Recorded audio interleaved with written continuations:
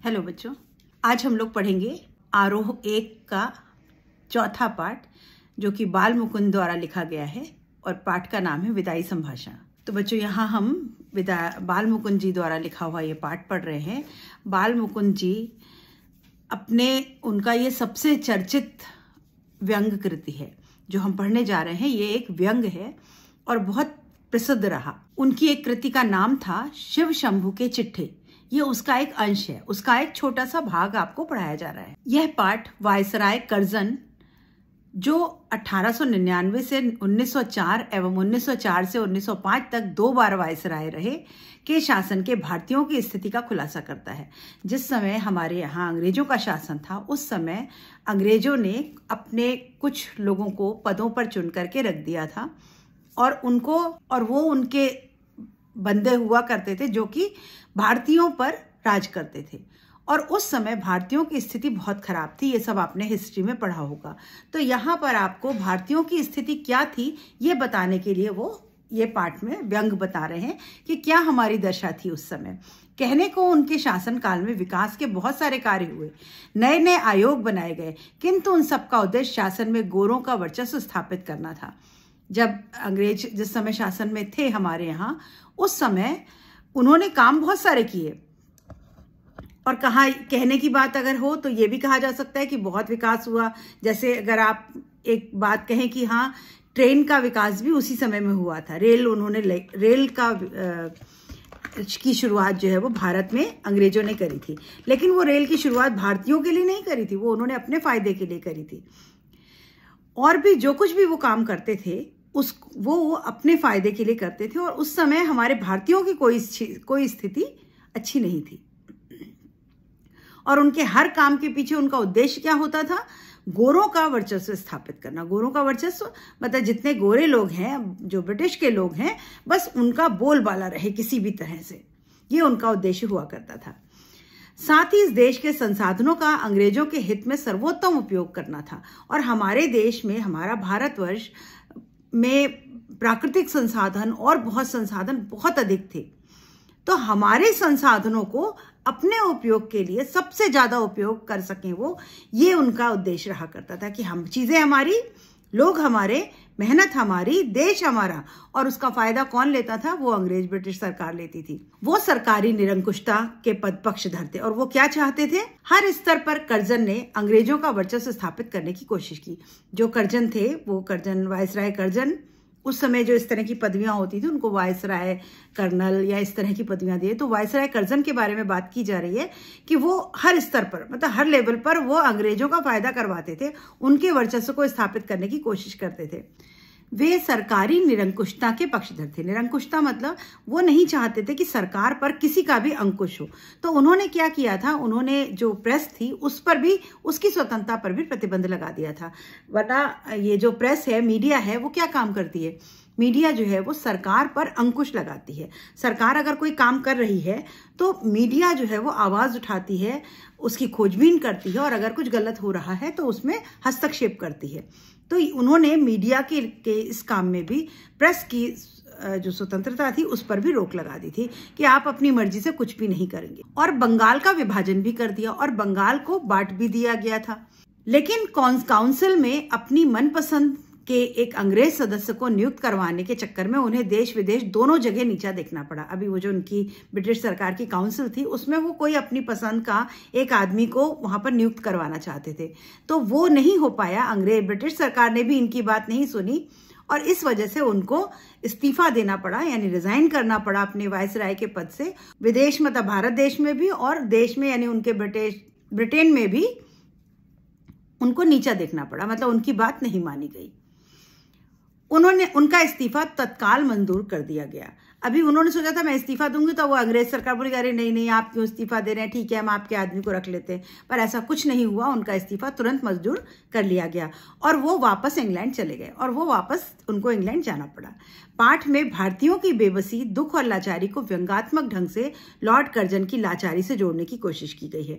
अभी हिंदुस्तानी जो थे वो तो लाचार थे, परेशान थे, बेबस थे, उनके पास कुछ रास्ता नहीं था अंग्रेजों की अत्याचार को सहने के अलावा। तो यहाँ उनके अत्याचारों को और वायसराय की बातों को व्यंग के आधार पर बालमुकुंद जी ने यहां दिखाया है। साथ ही यह दिखाने की कोशिश की गई है कि शासन के आताताई रूप से हर किसी को कष्ट होता है, चाहे वह सामान्य जनता हो या फिर लॉर्ड कर्जन जैसा वायसराय हो। अभी जो शासक है या जिसका शासन है वो अगर आताताई हो, आताताई मतलब दुष्ट, क्रूर, वो जनता का भला ना देखे, अपना भला करे, तो अगर ऐसा कोई शासक होगा तो वो जनता को भी परेशान करता है और शासन को भी परेशान करता है। जैसे वायसराय जो थे वो अपने आप को तो शासक समझते थे, वो समझते थे मेरे ऊपर कोई नहीं, कोई अंकुश मेरे ऊपर नहीं चलेगा। लेकिन ऐसा नहीं हुआ। क्यों? क्योंकि उनके ऊपर भी ऑर्डर किसका चलता था? ब्रिटेन का, ग्रेट ब्रिटेन का। और उन्होंने सोचा जो मैं चाहूंगा वो कर लूंगा, मैं अपनी मनमर्जी चलाऊंगा।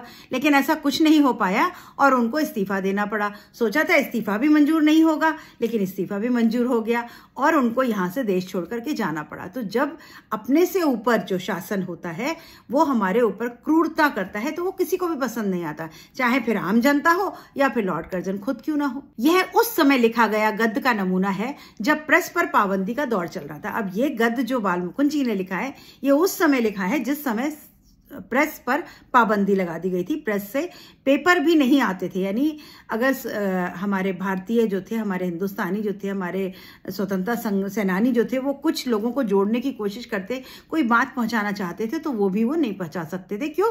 क्योंकि प्रेस को बंद कर दिया गया था कि प्रेस से कोई भी पेपर नहीं जारी होगा। ऐसी स्थिति में विनोद प्रियता, चुलबुलापन, संजीदगी, नवीन भाषा प्रयोग और रवानगी के साथ ही यह एक साहसिक गद्य का नमूना है। तो उस समय ऐसा गद्य लिख देना जिसमें कि क्या था? व्यंग था, चुहलबाजी यानी चुटकुला, मजा लेना, विनोद प्रियता यानी खुशी वाला, चुलबुलापन यानी चटकारे लेना किसी भी बात को, संजीदगी सीरियसनेस भी है, नवीन भाषा नई भाषा का प्रयोग करना और रवानगी, रवानगी मतलब फ्लो, बहुत अच्छा प्रवाह था।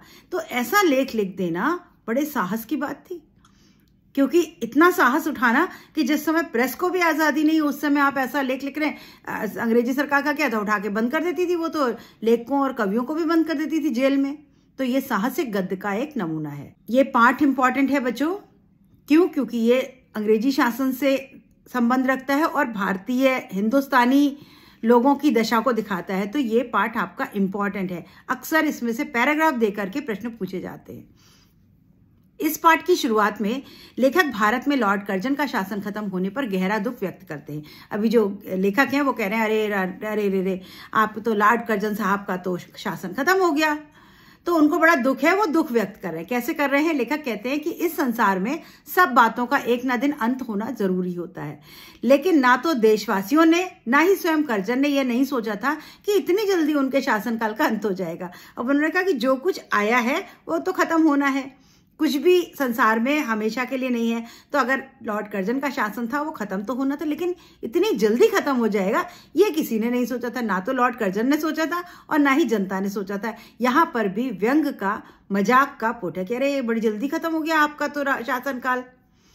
इससे पता चलता है कि वायसराय के और देशवासियों के बीच कोई तीसरी शक्ति भी है जिस पर दोनों का कोई बस नहीं है। अभी जब ये पता चला कि वायसराय की तो समय खत्म हो गया, तो इसका मतलब वायसराय के हाथ में कुछ नहीं था, आम जनता के हाथ में भी कुछ नहीं था। जनता चाहती कि निकाल दे, वो तो नहीं निकाल सकती थी। वायसराय चाहते थे रुक जाए, नहीं रुक पाए। तो यानी एक कोई और शक्ति भी थी जो कि जनता और वायसराय के बीच में काम कर रही थी। वो क्या थी? वो तीसरी शक्ति, यहां पर तीसरी शक्ति इंग्लैंड की महारानी को कहा गया। अब यहां पर तीसरी शक्ति किसे कहा गया? इंग्लैंड की महारानी क्वीन विक्टोरिया, जिसके आदेश वायसराय को भी मानने पड़ते थे। अभी वायसराय अपने आप को सोचता था कि मैं तो इंडिया का वायसराय बना दिया गया, तो अब तो जो मेरी मर्जी होगी वो करूंगा। लेकिन ऐसा नहीं था। उसके ऊपर भी एक और शक्ति थी, तीसरी शक्ति, वो थी ब्रिटेन की महारानी, और उनके आदेशों का पालन किसको करना पड़ा? वायसराय को करना पड़ा। लेखक आगे कहते हैं कि किसी से भी बिछड़ने का समय बहुत अधिक दुखदायी होता है, इसलिए आज कर्जन से बिछड़ने पर सभी देशवासी बड़े दुखी हैं।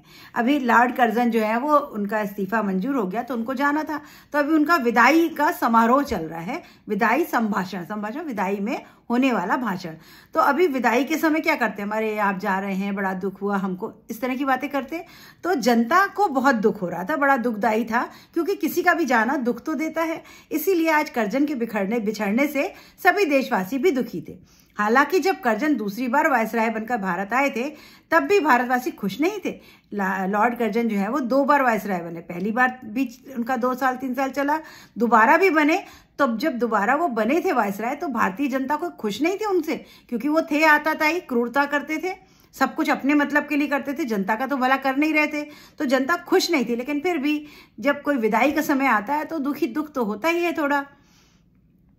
वे चाहते थे कि कर्जन इस देश को छोड़कर कल ही वापस चला जाए। जनता क्या चाहती थी भारत की कि ये कल का छोड़ता आज छोड़े और ये यहाँ से चला जाए, परंतु ऐसा नहीं हुआ। लेकिन जनता के चाहने से क्या होता है, कुछ भी नहीं हुआ।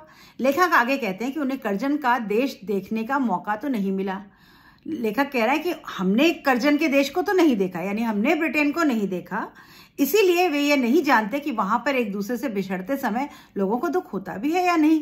मगर हमारे देश में तो पशु पक्षियों को भी एक दूसरे से बिछड़ने का दुख होता है। अभी लेखक यहाँ कह रहे हैं कि ब्रिटेन में जब कोई बिछुड़ता है, जब कोई छोड़ के जाता है, तो पता नहीं वहां के लोग दुखी भी होते हैं कि नहीं, ये सब मजाक है। दुख तो सबको होता है, हर जगह फेयरवेल होता है, विदाई संभव होती है, लेकिन वो कह रहे हैं पता नहीं भाई आपके देश में दुख होते हैं दुखी कि नहीं, हमारे देश में तो सब दुखी होते हैं। यहाँ तक कि कोई पशु पक्षी भी अगर हमसे बिछुड़ जाता है तो हम दुखी होते हैं। यानी हम करुण हृदय हैं, हम देशवासी, हम भारतवासी कैसे हैं, हमारे मन में किसी के लिए भी कोई क्रूरता नहीं है। आपने हमारे ऊपर क्रूरता करी, हमारे ऊपर शासन किया, फिर भी हमारे मन में आपके लिए कोई गलत भावना नहीं है। ये हमारी क्वालिटी है। लेखक अपनी इस बात को एक कहानी के माध्यम से बताते हैं। वो कहते हैं कि एक बार शिव शंभू के पास 2 गायें थी। अब वो एक कहानी सुनाते हैं कि हमारे यहाँ देखो कितनी करुणा है। फिर वो कहानी सुनाते हैं कि शिव शंभू था, उसकी 2 गायें थी। उनमें से एक गाय काफी बलशाली थी तो दूसरी कमजोर।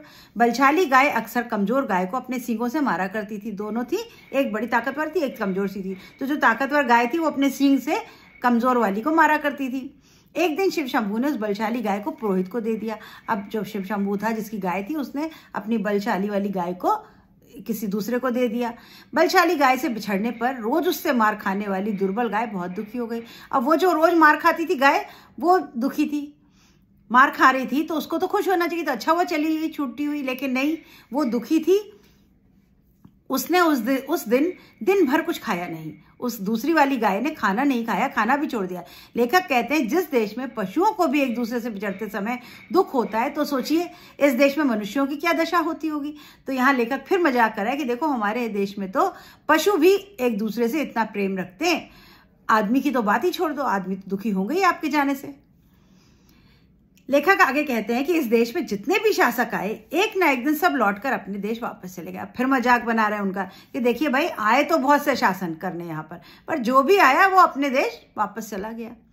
इसीलिए कर्जन को भी एक दिन वापस जाना ही था, तो इसलिए आपको जाना तो था ही एक दिन, कल नहीं गए आप तो थोड़ी जल्दी चले गए।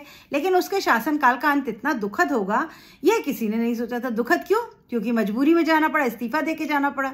वो तो यहीं पर रहना चाहते थे, हमेशा ही चाहे तो रहना चाहते थे, तो उनका जाना जो था वो दुख देने वाला था। मगर जब कर्जन दूसरे कार्यकाल के लिए भारत आए तो उनको मुंबई में उतरते वक्त कहा था कि यहां से जाते समय मैं भारत को ऐसा बनाकर जाऊंगा कि मेरे बाद आने वाले शासकों को वर्षों तक कुछ न करना ही नहीं पड़ेगा। अब जब वो दूसरी बार यहाँ आए थे भारत में, तो उन्होंने अपने भाषण में कहा ऐसा बढ़िया कर दूंगा मैं भारत को कि जब कोई और शासन करने आएगा तो उसको कुछ नहीं करना पड़ेगा। मतलब हम तो जिंदगी भर गुलामी रहने वाले थे, ऐसा कर्जन ने सोचा हुआ था। वो वर्षों तक चैन की नींद सो सकते हैं। तो उन्होंने कहा अब आप लोग सब निश्चिंत रहिए, अब मैं हूं, मैं सब संभाल लूंगा, अब आप चैन की नींद सोइए। मगर हुआ इसका उल्टा।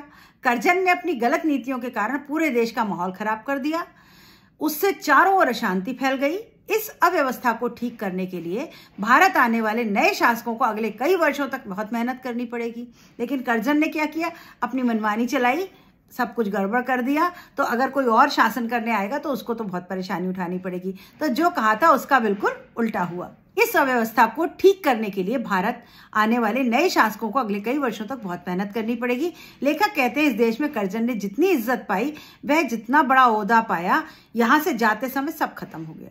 अभी उन्होंने देश में आए तो देश में बहुत इज्जत भी मिली और बहुत बड़ा ओहदा, वायसराय बहुत बड़ी पोस्ट होती है, पोस्ट मिली, इज्जत भी मिली, लेकिन जाते जाते आपका सब मिट्टी में मिल गया, सब खराब हो गया। यहां से जाते समय सब खत्म हो गया। जितनी शान और शौकत कर्जन ने दिल्ली दरबार में देखी, उतनी तो अलिफ लैला के अलाउद्दीन ने चिराग रगड़कर बगदाद के खलीफा अबुल हसन ने गद्दी पर बैठकर भी नहीं देखी होगी। अभी इन्होंने, जो वायसराय थे, इन्होंने बड़ी शान देखी दिल्ली में रह करके, दिल्ली दरबार की बड़ी शान देखी थी और इतनी शान और शौकत देखी, इतनी तो अलिफ लैला जो अलाउद्दीन का चिराग की कहानी सुनी हो कि चिराग रगड़ा तो बगदाद का खलीफा जो था वो अबुल हसन, वो बिल्कुल गद्दी बैठा और सब शान शौकत उसके, जो चिराग जो रगड़ के वो कहता था वो सब उसके आगे हाजिर हो जाता था। तो ऐसी शान और शौकत तो उसने भी नहीं देखी होगी जिसके पास अलाउद्दीन का चिराग था अबुल हसन के पास। तो यानी कहने का मतलब क्या है, यहाँ फिर मजाक बना रहे हैं कि आपने तो वो शान और शौकत देखी दिल्ली में और हमारे देश में रह करके शान से रहे आप, लेकिन मजबूरी है, आपको ज्यादा दिन नहीं रह पाए आप, तो आपको तो जाना पड़ा। बड़े दुख की बात है। यानी भारत आकर लॉर्ड कर्जन ने अथाह मान सम्मान व दौलत कमाई। कर्जन ने इस देश में इतनी शान थी कि वो और उनकी पत्नी सोने से बनी हुई कुर्सी पर बैठते थे। अभी शान के बारे में बता रहे हैं कि वो, उनकी पत्नी और वो किस पे बैठते थे, सोने की कुर्सी पे मतलब गोल्ड चेयर थी उनकी। और देश के सभी राजा महाराजा सबसे पहले उसी को सलाम करते थे और सारे लोग उनको सलाम करते थे। जुलूस में कर्जन का हाथी सबसे आगे और सबसे ऊंचा होता था। जब जुलूस निकलता तो कर्जन सबसे ऊंचे हाथी पर होते थे और सबसे आगे होते थे। यानी ईश्वर व इंग्लैंड के महाराजा एडवर्ड के बाद इस देश में कर्जन का दर्जा ही सबसे ऊंचा था। या तो भगवान का दर्जा था या फिर इंग्लैंड का जो महाराजा एडवर्ड था उस समय, उसका दर्जा था, और उसके बाद अगर कोई था तो लॉर्ड कर्जन, यानी तीसरे नंबर पर आते थे। जिस समय वो यहाँ रहे भारत में, इतनी शान और शौकत उन्होंने अपने लिए जुटा के रखी थी। लेकिन अब उसकी हालत इतनी खराब हो गई कि एक प्रधान सेनापति यानी जंगी लाट को भी उससे बड़ा माने जाने लगा। जंगी लाट जो सेना का सेनापति होता है, उनको लाट कहा जाता था पहले की भाषा में। तो जो सेनापति होता है वो भी उनसे ऊपर माना जाने लगा। मतलब अभी उनकी ऐसी बेकदरी हुई, इतनी बेइज्जती हो गई थी।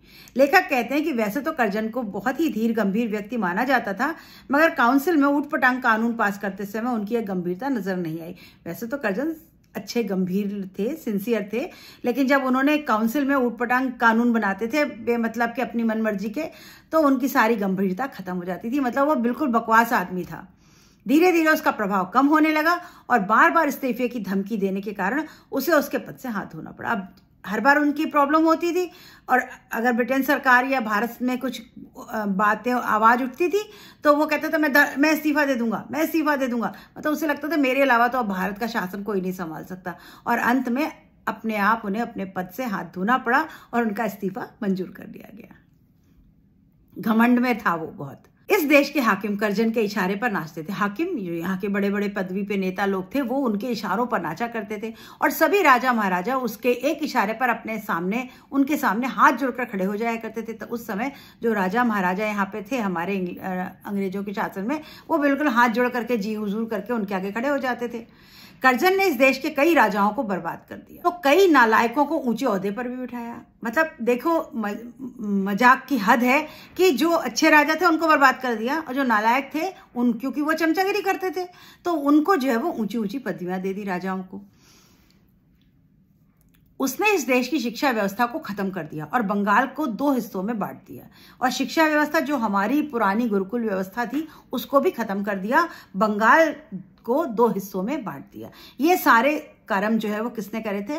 लॉर्ड कर्जन ने करे थे। इतना शक्तिशाली होने के बाद भी एक फौजी अफसर को अपनी इच्छा अनुसार एक पद पर ना बिठा सका। लेकिन एक फौजी अफसर था जिसको कि वो चाहता था ऊंचे पद पर बिठाना, तो उसने एक रिक्वेस्ट डाली होगी कि मेरे इस आदमी को ये पद दे दो, वो लेकिन वो नहीं हो पाया। तो इतना ताकतवर होने के बाद भी अपने आदमी को उस पद पर वो नहीं बिठा पाया और गुस्से में आकर उसने इस्तीफा दे दिया, जिसे ब्रिटिश सरकार ने तुरंत स्वीकार कर लिया। यानी वह अपनी मर्जी से एक अफसर तक को नियुक्ति नहीं करवा सका, उल्टे उसे अपना ही पद गंवाना पड़ा। कर्जन के लिए इससे भी अधिक दुखदायी यह रहा कि उसे नए वायसराय के आने तक अपने पद पर अनिच्छा से बने रहना पड़ा। अभी उसने इस्तीफा दिया, वो मंजूर हो गया, तो अब वो इस्तीफा देके यहाँ से निकल जाना चाहता था, लेकिन उसके ऊपर ब्रिटेन शासन का आदेश था कि जब तक नया वायसराय आके ज्वाइन नहीं कर ले, तुम उसको चार्ज नहीं दे दो, तब तक तुम जा नहीं सकते। तो कितनी बेइज्जती हुई। मतलब तुम्हारी तो पद गया, जो आएगा उसको आकर के पहले सब समझाओ, फिर तुम यहाँ से जाओगे। तो उसकी इतनी बेइज्जती यहाँ पर हुई कि अनिच्छा से उसको यहाँ रहना पड़ा।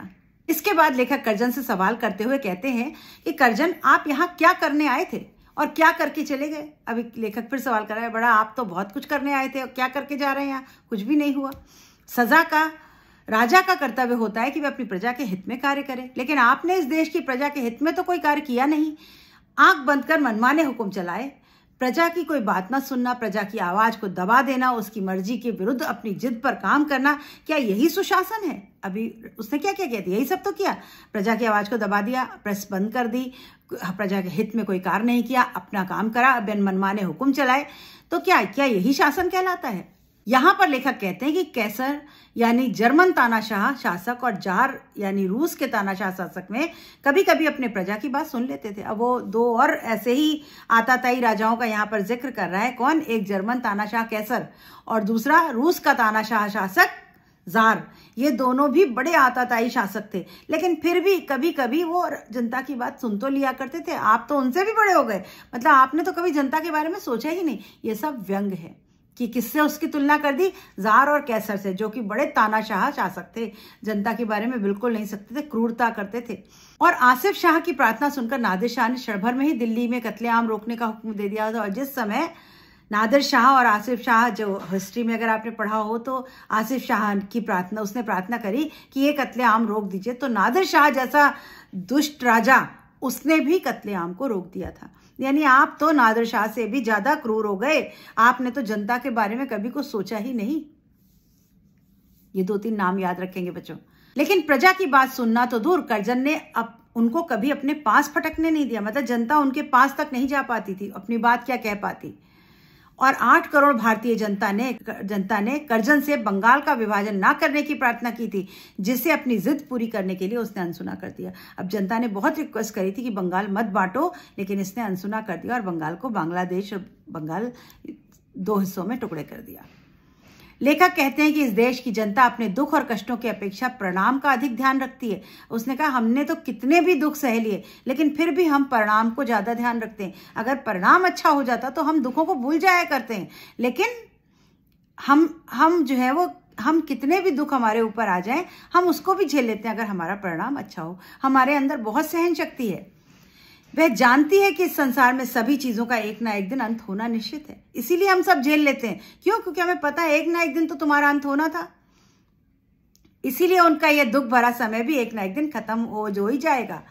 लेकिन कर्जन कृतज्ञता की इस भूमि यानी भारत भूमि की महिमा ना समझ पाए। लेकिन तुम तो बड़े ही निर्लज निकले, बेशरम निकले। तुम तो हमारे देश की कृतज्ञता की भूमि है, हम कृतज्ञ हैं। अगर किसी ने हमारे ऊपर कुछ हमारा अच्छा किया तो हम उसका एहसान नहीं भूलते, हम वो भारतीय हैं। तो हम इस कृतज्ञ भूमि पर यानी भारत भूमि, कृतज्ञता की भूमि यानी भारत भूमि को विशेषण दिया है।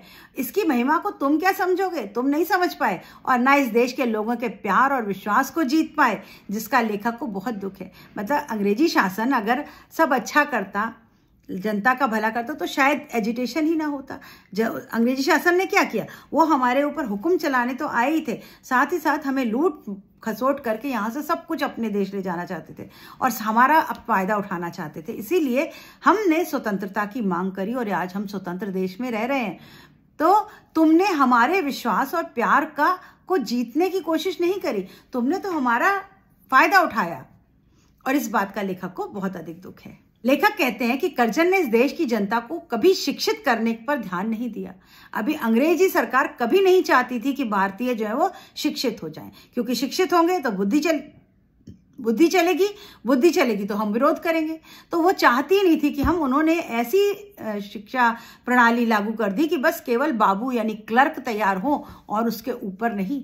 क्लर्क क्यों चाहिए थे? क्योंकि उनको अपना काम करवाना था। तो हमारे ही जो पढ़े लिखे लोग थे उनको वो बिठा करके ऑफिसर्स में पदवी दे करके और काम करवाते थे, और बहुत कम पैसों में। लेकिन उसके आगे पढ़ जाएं, उनसे ऊपर निकल जाएं, ये वो कभी नहीं चाहते थे। लेकिन आज अगर आपको पता हो आज के बारे में, तो आज अमेरिका, ब्रिटेन, सब जगह हिंदुस्तानी बैठे हुए हैं। आज भी उनकी इकोनॉमी जो है वो हमारे भारतीयों के दम पे चलती है। हमारे बच्चे जिनके पास बुद्धि, ब्रेन है, वो सब इंडिया से छोड़ के वहां जाते हैं, काम करते हैं, इसलिए उनका देश आज तरक्की कर रहा है। तो आज भी हमारी बुद्धि को अगर वो बढ़ने देते तो शायद हम शांत रह जाते या हमारा कुछ भला करते, वो किसी ने भी नहीं किया। मगर वह यहाँ की उस अनपढ़ जनता के बारे में कभी कभार सोच लिया करता था जो नर सुल्तान नाम के एक राजकुमार की प्रशंसा के गीत गाती है। अभी यहाँ पर एक नरवरगढ़ का राजकुमार था, उसकी बात फिर से वे एक उदाहरण दे रहे हैं कि तुमसे अच्छा तो वो नर सुल्तान था, जो उनका राजकुमार, जो उसके प्रशंसा के गीत गाते हैं लोग। क्यों? क्योंकि वो जो राजकुमार नर सुल्तान ने अपने जीवन में कई साल नरवरगढ़ में बिताए।